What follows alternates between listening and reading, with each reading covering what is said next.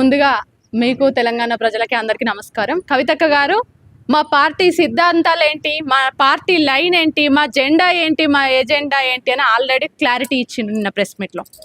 ఈరోజు ఎవరైతే పుష్కర కాలమైన తెలంగాణ సాధించుకున్నా కూడా ఇంకా కూడా సమస్యలు స్వాగతం పలుకుతున్నాయి అని చెప్పేసి జాగృతి జనం బాటా పేరుతో 19 జిల్లాలు తిరిగినప్పుడు ఒక స్పష్టమైన అవగాహన మాకు వచ్చింది.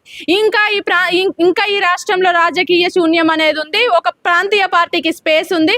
ఇప్పుడున్న వివిధ ప్రధానమైన పార్టీలు అవన్నీ కూడా జాతీయ పార్టీలు. తెలంగాణ రాష్ట్రానికి మదర్ బోర్డుగా తెలంగాణ రాష్ట్రంతో పేగుబంధం ఉన్న తెలంగాణ జాగృతి తప్పకుండా తెలంగాణ రాష్ట్రానికి ఒక ప్రాంతీయ పార్టీ అవసరమని కవితక్క గారు గ్రహించారు. కాబట్టి ప్రాంతీయ పార్టీ రేపు ఏప్రిల్ 25న ప్రకటించబోతున్నారు.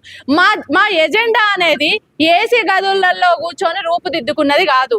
మా ఎజెండా అనేది ప్రజల మధ్యలో ఏవైతే ఈ దేశ రాజకీయ చరిత్రలోనే ఎక్కడా లేని విధంగా 50 అధ్యయన కమిటీలు వేసి, ప్రతి రంగం మీద కూడా అధ్యయన కమిటీ వేసి, ఆ అధ్యయన కమిటీలో 5 నుండి 10 మందిని నియమించి వాళ్ళు ప్రజల మధ్యలోకి వెళ్ళి అసలు ప్రజల సమస్యలు ఏంటి, తెలంగాణ ఎందుకు కావాలనుకున్నాము, వచ్చిన తెలంగాణలో మనం ఏం కోల్పోయినాము, ఇంకా ఏం రావాలి అని చెప్పేసి ప్రజల నుండి తీసుకున్న ఫీడ్బ్యాక్ ని వాళ్ళు కావాల్సిందని వాళ్ళు కోరుకునే ప్రజల చేత రూపుదిద్దబడ్డ ఎజెండాతోనే ఈ రోజు మేము తెలంగాణ రాష్ట్రంలో ముందుకు పోతున్నాం.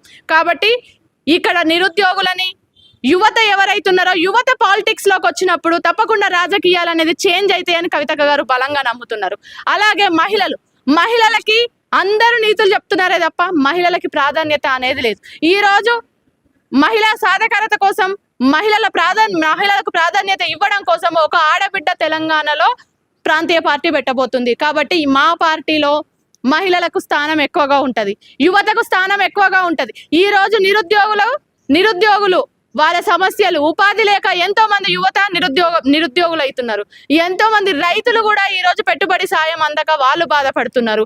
ప్రతి రంగం ఈ రోజు ఒక రంగంలో కూడా ప్రశాంతత అని కానివ్వండి, ఒక రంగం కూడా సాటిస్ఫాక్షన్ లేకుండా ప్రతి రంగంలో కూడా ఒక బాధ, నిరసనతోని రోడ్లు ఎక్కుతూనే ఉన్నారు. కాబట్టి తెలంగాణ జాగృతి కవితక్క గారు బలంగా నిర్ణయించుకొని ఈ తెలంగాణలో స్పేస్ ఉంది అని చెప్పేసి వీళ్ళందరినీ కలుపుకొని రేపు ప్రాంతీయ పార్టీగా అవతరించబోతున్నాం. పార్టీ గురించి ఇంత స్పష్టించారు, బట్ కాంగ్రెస్ పార్టీ నాయకులు ఏమంటున్నారంటే రాష్ట్రంలో కేపాల్ పార్టీ కూడా ఉంది, సో కవిత గారి పార్టీ కూడా అదే అని చెప్పేసి మాట్లాడుతున్నారు. వాళ్ళు మునిగిపోయే నావా వాళ్ళ మాటలు పట్టించుకునేదేముంది. అట్లనే అనుకున్నారు. ఆ రోజు జయలలిత గారిని ఏమనుకున్నారు, మమతా బెనర్జీ గారిని ఏమనుకున్నారు. ఇక్కడ మహిళలు ఎప్పుడూ కూడా ఎదురు తిరగరు. మహిళలు ఎదురు తిరిగిందంటే మాత్రం ఇక రాజ్యాలే కూలిపోతాయి. ఒక మహిళ ఏదన్నా అనుకుంటే సాధించకుండా ఉండదు. నేటి తరం రాణి రుద్రమదేవి మా కవితక్క. ఇప్పుడు ఎవరైతే అవాకులు చెవాకులు వెళ్తున్నారో, ఎవరైతే ఇలాంటి మాటలు మాట్లాడుతున్నారో వాళ్ళందరికీ చెంపబేటిగా ఉంటది మా పార్టీ. తప్పకుండా మా ఎజెండాతోనే అందరు ఫస్ట్ ఈ 3 పార్టీలు కంగుదిట్టాయి. మా ఎజెండాతోని ప్రజల చేత నిర్ణయించబడ్డది. ప్రజా గొంతుక, రేపు తెలంగాణ జాగృతి ప్రజా గొంతుకగా ప్రజల ముందుకు రాబోతున్నాం. ఈ 3 పార్టీలకు కూడా ఖచ్చితంగా ముచ్చెమటలు పుడతాయి మా పార్టీతోని. వీళ్ళు ఎన్ని మాట్లాడినా కూడా రానున్న రోజుల్లో మొదటి మహిళా ముఖ్యమంత్రి కవితక్క గారే. వీళ్ళందరూ కూడా రాసి పెట్టుకోండి. ఇప్పుడు మాట్లాడిన వాళ్ళందరూ కూడా ఆ రోజు ఎవరు కనిపించరు. ఇంకోటి బీఆర్ఎస్ గవర్నమెంట్ ఏమంటుందంటే ఏ ధైర్యంతో కవిత పార్టీ పెట్టడం జరిగింది, కేసీఆర్ లాంటి వారి సపోర్ట్ లేదు, కాంగ్రెస్ నుంచి రేవంత్ రెడ్డి గారి సపోర్ట్ వల్లే కవిత పార్టీ పెడుతుందన్న మాటలు వచ్చే. దాని గురించి కేసీఆర్ గారి సపోర్ట్ లేదు అని అంటే కేసీఆర్ గారే కదా ఈరోజు ఉద్యమ నాయకుడు, ఉద్యమకారులకు దూరమైంది కదా. ఉద్యమ నాయకుడు తనని నమ్ముకొని కష్టపడ్డ కార్యకర్తలు కనీసం ఫోటో దిగడానికి అవకాశం ఇవ్వలేదు కదా. ఎవరైతే నిరంతరం పార్టీ కోసం కష్టపడ్డాడో వాళ్ళందరినీ కనీసం కౌన్సిలర్ టికెట్లు కూడా ఇవ్వకుండా గేటు బయట నిల్చోబెట్టిండ్రు కదా. ఇలాంటి ఎన్నో పొరపాట్లు, ఉద్యమకారులకు అన్యాయం చేసిండ్రు, అమరవీరుల కుటుంబాలకు అన్యాయం చేసిండ్రు. ఇలా ప్రతి రంగంలో కూడా నిరుత్సాహంతో, ప్రతి రంగంలో నిరాశతో ఉన్న వాళ్ళు ఎంతో మంది ఈరోజు కవితక్క గారి దగ్గరకు వస్తున్నారు కదా. ఈ రేవంత్ రెడ్డి గారు కవితక్క గారి వెనకాల ఉండే అవసరం లేదు. కవితక్క గారికి అంత అవసరం కూడా లేదు. రేవంత్ రెడ్డికి అంత సీన్ కూడా లేదు. ఎందుకంటే రేవంత్ రెడ్డి మళ్ళీ పత్తానే లేకుండా పోతాడు ఈ 3 సంవత్సరాల తర్వాత. ఇక అయినా మాకు ఇంకా వెనకాల ఉండేది కవితక్క గారు వెనకాలన్నది తెలంగాణ ప్రజలు, తెలంగాణ ఆడబిడ్డలు, తెలంగాణ నిరుద్యోగులు, తెలంగాణ యువత కవితక్క గారి వెనకాల ఉన్నారు. ఉద్యమకారులు ఎవరైతే ఉన్నారో వాళ్ళు కవితక్క గారి వెనకాల ఉన్నారు. అమరవీరుల కుటుంబాలు ఎవరైతే ఉన్నారో వాళ్ళు కవితక్క గారికి అండగా ఉన్నారు. ఇట్లా సబ్బండ ఎస్టీ, ఎస్సీ, బీసీ, మైనారిటీ వర్గాలు ఈ రోజు కవితక్క గారికి అండగా ఉన్నారు, కవితక్క గారి వెనకాల ఉన్నారు. వాళ్ళు మా బలం, వాళ్ళు మా ధైర్యం, వాళ్ళు మేము పెట్టబోయే మా పార్టీ, మేము వాళ్ళ ప్రజలకు బీ టీమ్ గా పనిచేస్తాం, కానీ ఎవరితో మాకు సంబంధం లేదు. తెలంగాణ జాగృతి బలమైన రాజకీయ శక్తిగా ఈ తెలంగాణ రాష్ట్రంలో ఉంటది. అంటే ఇప్పుడు కవిత గారు పార్టీ పెట్టింది బీసీల కోసం అనుకోవచ్చా? మిగతా క్యాస్ట్ వాళ్ళని పట్టించుకోరు. ఎస్టీ, ఎస్సీ, బీసీ, మైనార్టీ, సబ్బండ వర్గాలని చెప్పినాం.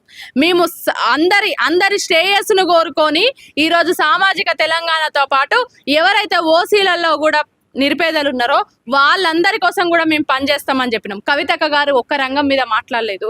ఆ రోజు ఢిల్లీ జంతర్ మంతర్ వేదిక మీద మహిళా రిజర్వేషన్ కోసం బలంగా కొట్లాడిన నాడే ఓబీసీ కోటా కోసం అడిగిండ్రు. దాంతోపాటు నెక్స్ట్ నా పోరాటం బీసీల కోసం ఉంటుంది అన్నారు. ఎప్పుడు ఎవరిని ఎక్కడ ఏ సందర్భంలో ఎవరికి అన్యాయం జరిగితే ఎవరి మీద మాట్లాడాల్సి వస్తే కవితక్క గారు వాళ్ళందరి మీద కూడా మాట్లాడుతున్నారు. సింగరేణి కార్మికుల కోసం మాట్లాడిండ్రు, అవుట్ సోర్సింగ్ కార్మికుల కోసం మాట్లాడిండ్రు, ఆటో డ్రైవర్ల కోసం మాట్లాడిండ్రు, కళాకారుల కోసం మాట్లాడిండ్రు. ఇలా ప్రతి రంగం మీద కూడా కవితక్క గారు మాట్లాడుతున్నారు. మహిళలకు ఇస్తానన్న హామీల మీద కవితక్క గారు కొట్లాడిండ్రు. ఖమ్మం వెలుగుమెట్ల ప్రజల కోసం 3 రోజులు నిరాహార దీక్ష చేసిండ్రు. మిగతా పార్టీల అగ్ర నాయకులందరూ కూడా విజిటింగ్ ప్లేస్కి వెళ్ళి విజిట్ చేసినట్టు వస్తే ఒక ఆడబిడ్డ మాత్రం 3 రోజులు నిరాహార దీక్ష చేసి ఈ ఏదైతే రాష్ట్ర ప్రభుత్వం ఉందో వాళ్ళ మెడలు వంచి అక్కడ ఇల్లిపిచ్చే ప్రయత్నం చేస్తున్నారు.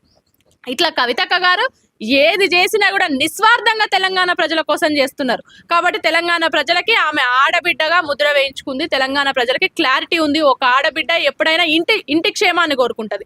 ఈ రోజు తెలంగాణ ఆడబిడ్డగా ఉన్న కవితక్క గారు తెలంగాణ క్షేమాన్ని కోరుకుంటారు. కాబట్టి ప్రజలందరూ కూడా బ్రహ్మరథం పడుతున్నారు. మా జాగృతి కార్యాలయానికి కూడా చాలా మంది వెలువెత్తుతున్నారు. ప్రజలు ఎవరైతే ఉన్నారో జాగృతిలో జాయిన్ అవుతామని యువత కానివ్వండి, మహిళలు కానివ్వండి చాలా పెద్ద ఎత్తున వచ్చి మా జాగృతిలో జాయిన్ అవుతున్నారు.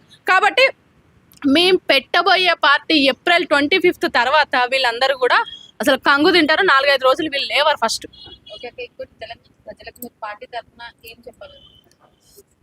తెలంగాణ ప్రజల్ని ఒకటే మేము కోరుకుంటున్నాం.